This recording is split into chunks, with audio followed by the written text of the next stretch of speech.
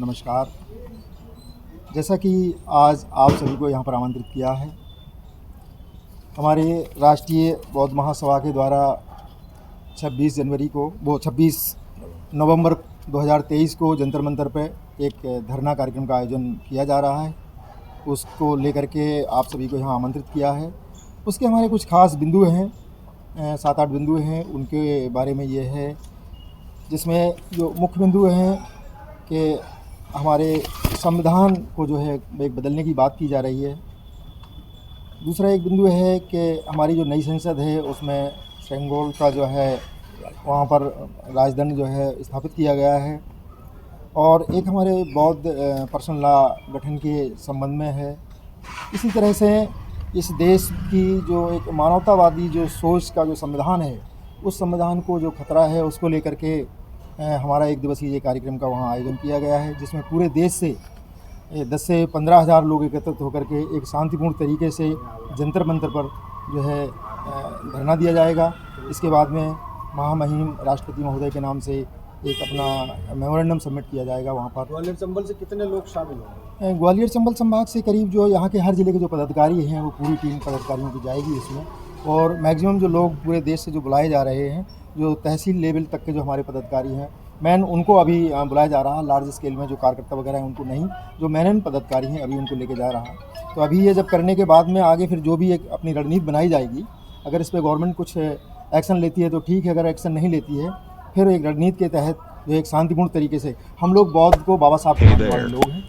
हम इस देश में शांति व्यवस्था और मानवतावादी व्यवस्था। मेरा नाम हरीश सिंह बरसेना है। और इस प्रेस नोट का जो पूरा जो मैटर जो है उसका जो सार जो है उसमें ऊपर ही दे दिया है, संविधान बचाओ, लोकतंत्र बचाओ, देश बचाओ। आज के मौजूदा हालात इस तरीके के हो गए हैं कि संविधान का जो है कोई विशेष महत्व नहीं रह गया है। संविधान जिन लोगों के लिए बना हुआ था उन लोगों की उपेक्षा की जा रही है, और जिन लोगों पर नियंत्रण रखना चाहिए था सरकार को, वो सरकारें जो उनके साथ में नियंत्रण न रख के उनके साथ समझौता कर रही हैं। तो संविधान ये गरीबों के लिए बना हुआ था, मेहनत कश लोगों के लिए बना हुआ था, लाचार लोगों के लिए बना हुआ था। और संविधान के अंतर्गत अगर घुसे हैं तो उसमें SC, ST, OBC और अल्पसंख्यक, ये 4 लोग हैं। 4 लोगों के संरक्षण की पूरी संविधान जो है गारंटी देता है। और यही वो गारंटी है कि इस गारंटी के कारण हमारा ये जो देश जो बिखरा हुआ था अंग्रेज़ों के समय में छोटी छोटी रियासतों में, वो पूरा जो है एक हो सका। जो जी हाँ, एक हो सका ये देश जो है। तो उन रियासतों को अगर ये संविधान में SC, ST, OBC और माइनॉरिटी के लिए अगर गारंटी नहीं दी जाती तो मेरे ख्याल से ये देश जो है आज़ादी के बाद में, आज जो हम लोग आज़ादी का अनुभव कर रहे हैं और आज़ादी के देश में बैठे हुए हैं, ये शायद हमें देखने को नहीं मिलता जो है। तो हमारी जिम्मेदारी है कि जिन उसूलों के ऊपर हमारे देश के लोगों ने इस संविधान को स्वीकार किया, उन उसूलों में अगर किसी भी प्रकार की कोई चोट अगर सरकारों के द्वारा, किसी भी की भी सरकार हो, अगर वो पहुंचाई जाती है, विशेषकर सामाजिक न्याय के लिए, तो सामाजिक न्याय पर अगर चोट पहुंचाई जाए तो उसके लिए हर नागरिक का ये दायित्व होता है जो इस देश का है कि वो उसकी रक्षा करने के लिए आगे आए। चाहे वो नौकर पेशा व्यक्ति हो, चाहे वो बिना नौकर पेशा व्यक्ति हो, चाहे वो पढ़ने वाला व्यक्ति हो या अनपढ़ व्यक्ति हो, सभी का दायित्व है ये जो आज की जो प्रेस वार्ता है उसके जो खास मुद्दे हैं, उनमें से एक मुद्दा ये भी है कि गत मई महीने में जो नई संसद भवन का उद्घाटन किया गया है, उसमें लोकसभा अध्यक्ष की जो चेयर है उसके पीछे सेंगोल नाम का राजदंड स्थापित किया गया है। इस देश में 15 अगस्त 1947 से पहले 565 रियासतें थीं और देश के अधिकांश भाग में राजतंत्र ही स्थापित था। उस राजतंत्र के कारण देश की अधिकांश जनता त्रस्त थी, उसका शोषण किया जा रहा था, दमन किया जा रहा था। 1947 में 15 अगस्त को जो आज़ादी मिली, आज़ादी इस शर्त पे ही मिली, अंग्रेज़ों ने ये शर्त रखी थी कि जब तक भारत के लोग अपना संविधान नहीं बनाएंगे उनको हम सत्ता हस्तांतरित नहीं करेंगे। तो वो जो सत्ता हस्तांतरण की शर्त थी कि एक संविधान बनाएंगे और संविधान लोकतांत्रिक तरीके का होना चाहिए।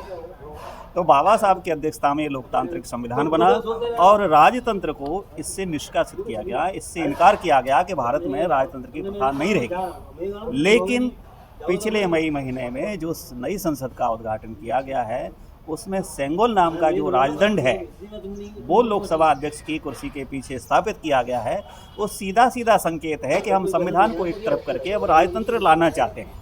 इससे इस देश के बहुजन समाज में SC ST OBC और माइनॉरिटी जो समाज है उसमें ये आशंका घर कर गई है कि अब देश से संविधान को हटाया जाएगा और राजतंत्र को स्थापित किया जाएगा और संविधान की जो समतावादी जो विचारधारा है उसकी जगह मनुस्मृति की विचारधारा लागू की जाएगी। ये आशंका घर कर गई है। इसलिए इस संविधान की रक्षा जरूरी है और इसके तुरंत 15 अगस्त 2013 में जिस दिन स्वतंत्रता दिवस मनाया गया उसी दिन माननीय प्रधानमंत्री जी की जो आर्थिक परिषद है उसके जो सलाहकार हैं मिस्टर देव राय जी, उन्होंने तो स्पष्ट घोषणा ही कर दी है एक लेख लिख करके कि इस देश को नए संविधान की आवश्यकता है और ये संविधान पुराना हो गया है। इससे तो ये पुष्टि हो गई है कि ये जो देश के जो अधिकांश जो लोग हैं जो इस तंत्र पर कब्जा किए हुए हैं इस देश से संविधान को हटाना चाहते हैं, क्योंकि ये संविधान बहुजनों को समता, स्वतंत्रता, बंधुता और आर्थिक और शैक्षणिक आज़ादी देता है, बराबरी देता है। इस व्यवस्था से ये लोग खुश नहीं हैं और इसको बदलना चाहते हैं। इसलिए इसके विरोध में ये जो धरना प्रदर्शन आयोजित किया गया है, इसके साथ साथ अन्य और भी मुद्दे हैं जिन पे हमारे दूसरे साथी हैं। संबंधित पत्रकार बंधुओं, आज जो प्रेस वार्ता रखी गई है उसका मुख्य उद्देश्य ये है कि 74वें संविधान दिवस को मनाने के लिए हम जंतर मंतर दिल्ली पर इकट्ठे हो रहे हैं और वहाँ इकट्ठे होकर के प्रेसिडेंट महोदया को एक ज्ञापन देंगे। उस ज्ञापन में कुछ ऐसी मांगें हैं जो आप लोगों को कुछ हमारे पूर्व वक्ताओं द्वारा बताई गई हैं। उसमें मुख्य मांगें जैसे सेंगोल के संबंध में भी है और शिक्षा के संबंध में है। शिक्षा का राष्ट्रीयकरण कराया जाए। अगर राष्ट्रीयकरण नहीं होता है तो इसी प्रकार से हमारे देश में शिक्षित लोग कम होंगे, अशिक्षित लोगों की संख्या ज़्यादा हो जाएगी, क्योंकि आज शिक्षा इतनी महंगी कर दी गई है कि गरीब आदमी शिक्षा नहीं ले पा रहा है। तो हम लोग इस माध्यम संस्था के माध्यम से शिक्षा का राष्ट्रीयकरण चाहते हैं और साथ ही साथ हम ये चाहते हैं कि देश की भूमिका, पूरी देश की ज़मीन का जो है निर्धारण किया जाए। पर कितनी ऐसी ज़मीनें पड़ी हुई हैं जो कि दूसरे लोग, दबंग लोग उनको कब्जा किए हुए हैं और गरीब लोगों के पास 1 हेक्टेयर भी ज़मीन नहीं है। तो मेरा इस संज्ञान में ये भी निवेदन है कि उन गरीब लोगों तक 1-1 हेक्टेयर ज़मीन पहुंचाई जाए, साथ साथ में जिससे कि उनकी जो आर्थिक स्थिति में बदलाव होगा। क्योंकि आज इस देश की 130 करोड़ जनता गरीबी रेखा से गुजर रही है।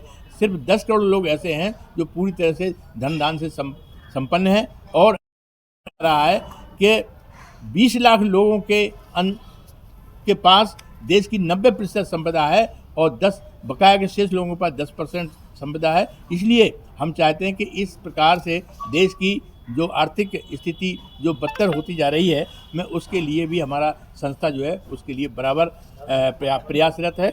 और एक और सबसे बड़ा हमारा मांग है जो कि इसमें भी लिखी नहीं गई है कि कॉलेजियम के माध्यम से हमारे न्यायाधीश महोदय को हाई कोर्ट और सुप्रीम कोर्ट पहुंचाया जाता है। हम चाहते हैं कि कॉलेजियम सिस्टम ख़त्म किया जाए और परीक्षाओं के माध्यम से उनको जो है हाई कोर्ट और सुप्रीम कोर्ट भेजा जाए, क्योंकि कॉलेजियम सिस्टम कोई आधार नहीं है। ये तो मनोनीत करके उनको भेज देते हैं पार्टी के लोग, लेकिन मैं उसका पूरी तरह से पुरजोर विरोध करता हूँ। साथियों, ये इन मांगों के अलावा और भी जो हमारे संगठन के लोग बैठे हुए हैं यहाँ, उनसे और चर्चा कर लीजिए और क्या क्या मांगें और हो सकती हैं। संभावना ये है कि इन मांगों के अलावा कोई और मांगें होंगी, उनके ऊपर भी आपको दृष्टि बिंदु डाली जाए। आयोजित की गई है। जैसे कि हमारे पूर्व साथियों ने आपको बताया, हमारे जो एक ज्वलंत जो मुद्दे हैं देश के गरीब हमारे ज्वलंत मुद्दे हैं इस देश की गरीब जनता के लिए जो उठाए जा रहे हैं, उनमें जो है समान नागरिक संहिता का जो एक मसला सरकार के द्वारा जो लाया जा रहा है, इससे जो है समान नागरिक संहिता आने के बाद में जो एक आरक्षण की व्यवस्था है वो पूरी तरह से ख़त्म हो जाएगी। क्योंकि गरीब तबके जो लोग हैं उनके पास एजुकेशन इतनी नहीं है और बहुत सारी जो एक उनको सरकारी जॉब में जाने का जो रास्ता है वो एक बंद हो जाएगा। तो इस तरह से ये संविधान में हेर फेर करके जो सरकार की मंशा है वो ठीक नहीं है। और दूसरा जो हमारे देश में ये भारत जो देश है एक कृषि प्रधान देश है। इसमें बहुत सारे जो किसान हैं, छोटे किसान हैं, बड़े किसान हैं, पूंजीपति लोग हैं, कुछ ही लोगों के पास में ज़मीनें हैं। Subscribe to my उस channel ज़मीनों को and also और press कुछ this गवर्नमेंट की bell ज़मीनें icon. हैं, गवर्नमेंट ऐसी व्यवस्था करे कि जो गरीब लोग हैं, जो जिनको आवश्यकता है भूमि की, उनको 1 हेक्टेयर भूमि का पट्टा दिया जाए, जिससे वो जो है देश से भूखमरी जो है दूर हो सके। लेकिन सरकार ऐसी बातों पर जो ध्यान न दे करके एक संविधान को जो ये तथा ओबीसी की जो जनगणना है, इसमें संविधान में ये व्यवस्था है, संविधान में है कि जो व्यक्ति इस देश में जितनी जिसकी पॉपुलेशन है उसकी उसी हिस्सेदारी होना चाहिए। इस वजह से ओबीसी की जनगणना किया जाना बहुत ज़रूरी है, जिसको गवर्नमेंट नहीं कर रही है। इससे उनके हकों को जो है ख़त्म किया जा रहा है। ये बहुत ही इम्पोर्टेंट विषय है और बस इन्हीं के साथ हम बिहार में जातिगत जनगणना हो गई है, आंकड़े भी आ गए हैं, क्या फ़र्क पड़ा है? नहीं, बिहार में जातिगत जनगणना हुई है, उसके ऊपर अभी उन्होंने वहाँ पर उनको 43% आरक्षण ओबीसी को शायद किया है। बिहार सरकार ने राज्यपाल से अप्रूवल लिया है। अगर ये हो जाता है तो अभी जो सरकारी जो सीटें हैं जिन पे जनरल के लोग जो है 50% से ऊपर बैठे हुए हैं, उनको अपनी हिस्सेदारी मिलेगी और वो आगे बढ़ सकते हैं जो पिछड़े हुए हैं। इसलिए वो कराया जाना बहुत ज़रूरी है। अभी हाल ही में चुनाव होता है, इसमें आपने एक मुद्दा रखा है ईवीएम का।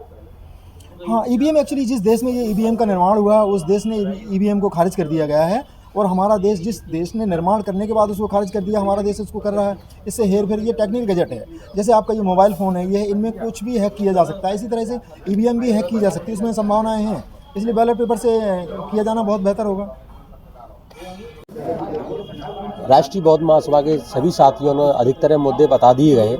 मेन मुद्दा एक है सबसे ज़्यादा, क्योंकि बहुजन समाज है और सबसे ज़्यादा काशीराम साहब ने भी एक बात कही थी कि जिसकी जितनी संख्या है उसकी उतनी हिस्सेदारी।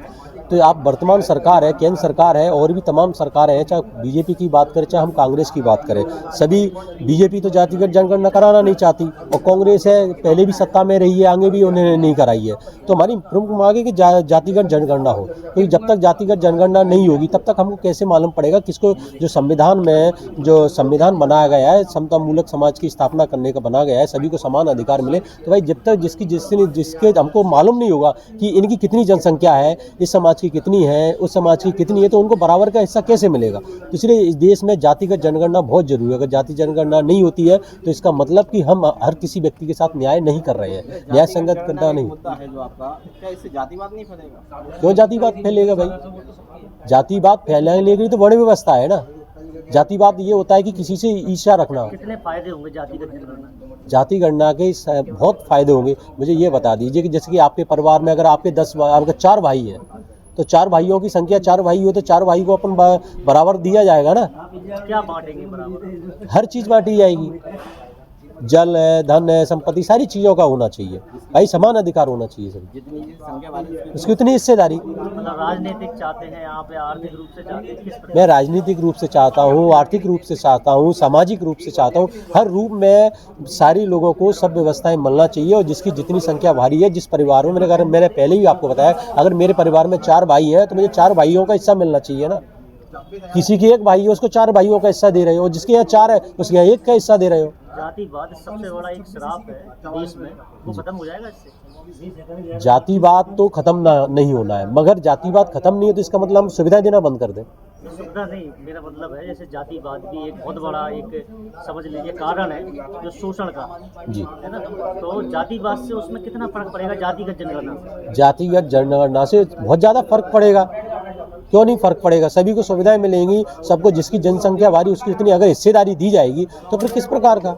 और हाँ, जातिवाद तो ये मानसिकता जातिवादी है भाई। अच्छा, जो सरकार देगी अपन उसको सपोर्ट करेंगे, ऐसा है? सरकार देना ही नहीं चाहती है ना। चाहे आप बीजेपी की बात कर ले चाहे कांग्रेस। है कि हम सत्ता में आएंगे तो जातिगत जनगणना। कांग्रेस तो पहले भी सत्ता में रही है ना, पहले क्यों नहीं कराई जाती जनगणना? जी भरोसा नहीं है अभी इस बार कांग्रेस? जी, हमें ना कांग्रेस पे भरोसा है और ना ही आपके भारतीय जनता पार्टी पे भरोसा है। चलिए ठीक है, बहुजन समाज की जितनी जनसंख्या है उस जनसंख्या के हिसाब से बहुजन समाज की सीटें आना चाहिए, फिर भी कांग्रेस और बीजेपी की सीटें क्यों आती है? सत्ता में बहुजन समाज पार्टी क्यों पीछे रह जाती है? बहुजन समाज जो बना है वो 85% को मिला के बना है। तो कुछ निजी स्वार्थ के कारण कुछ गुलामी प्रवृत्ति के चमचा युग भी उन्होंने किताब लिखी गई थी वहाँ कुछ ने, तो कुछ गुलाम प्रवृत्ति के जो बीजेपी कांग्रेस में जाके विधायक मंत्री बन रहे हैं। चंद लोग होंगे, लेकिन बहुसंख्यक में तो है, फिर भी दिक्कत क्या आ रही है? दिक्कत मैंने बताया ना आपको कि भाई जो निजी स्वार्थ से जो बहुजन समाज की चिंता ना करके सिर्फ अपने निजी स्वार्थ, अपने फायदे के लिए एसी गाड़ियां, बड़ी बड़ी गाड़ियां, एसी रूम के लिए, अपने बच्चों को पालने के लिए जो निजी स्वार्थ के लिए जो गुलाम बने वो जाके गुलामीगिरी कर रहे हैं। आप बताइए अगर बहुजन समाज में के अगर होते तो आप 2 अप्रैल को घटना हुई थी, एक बड़ा आंदोलन हुआ था और कम से कम 13 लोग शहीद हुए थे, तो कितने लोगों ने इस्तीफा देने की बात करी? ये तो बीजेपी के राज्य में हुआ था ना। क्या कहना चाहते हैं, कितने लोग लगभग ग्वालियर से धरने पे जा रहे हैं? ग्वालियर से कम 4 से 5 हज़ार लोग चंबल से जाएंगे। तो सभी पत्रकारों को बधाई देता हूँ। आज बड़ा खुशी का दिन है कि हमारी बात को पहले संविधान नहीं था तो कोई सुनने वाला नहीं था। जब संविधान बना तो समता, स्वतंत्रता, बंधुता, न्याय के आधार पर बना, धर्मनिरपेक्ष। अब आज देखो तो जातिवाद नहीं था, संविधान में 10 वर्ष के लिए दिया था, तो आज 10 वर्ष के 75 वर्ष हो गए, कोई समानता नहीं है। अब तो अन्याय, अत्याचार, चोरी, व्यभिचार, बलात्कार। जब वोट डालना नहीं जानते थे तब वोट डालना सीखा तो ईवीएम मशीन आ गई, तो इतना बड़ा अत्याचार बढ़ रहा है। आ जाओ थोड़ा सा 2 मिनट के सामने खड़े हो जाओ, आ जाओ, बस ज़्यादा कोई, बस एक प्रश्न का उत्तर दे दे। अब अनुशासनहीनता है, इतनी बड़ी अनुशासनहीनता के काम में स्वतंत्र नहीं रह पा रहा है। भारी वोट लूटे जा रहे हैं तो संविधान की धज्जियां उड़ रही हैं।